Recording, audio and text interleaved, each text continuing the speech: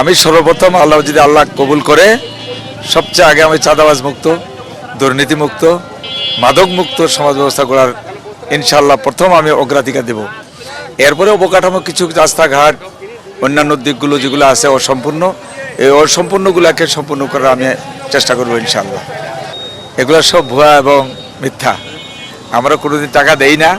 আমি তো নির্বাচনে বেরোলে আমাকেই আরও মানুষ যথেষ্ট করে চা পান খাওয়া এবং আসলেই আন্তরিকভাবে আমাকে তারা ভোট দেওয়ার চেষ্টা করতেছে।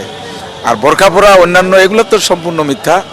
এগুলো আমরা নিশ্চিত করেছি ও মুসলিমদেরকে যে আমরা যদি যাই তা আপনাদের ধর্ম আপনারা পালন করবেন, আপনাদের কোনোদিন বোরকা পরানো হবে না।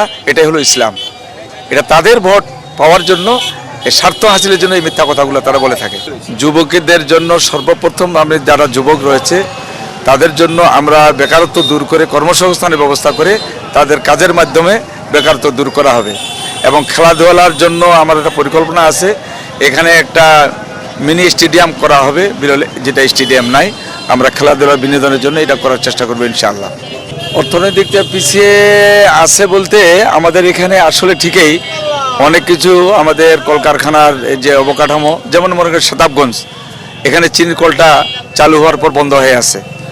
এই চিনির কল কেন বন্ধ হলো, এটা কিভাবে চালু করা যায়, সর্বপ্রথম যদি আমি যাই চিনির কলটাকে চালু করা হবে, তাহলে ওখানেও বেকারত্ব দূর হবে, শ্রমিকরা সেখানে কাজ পাবে।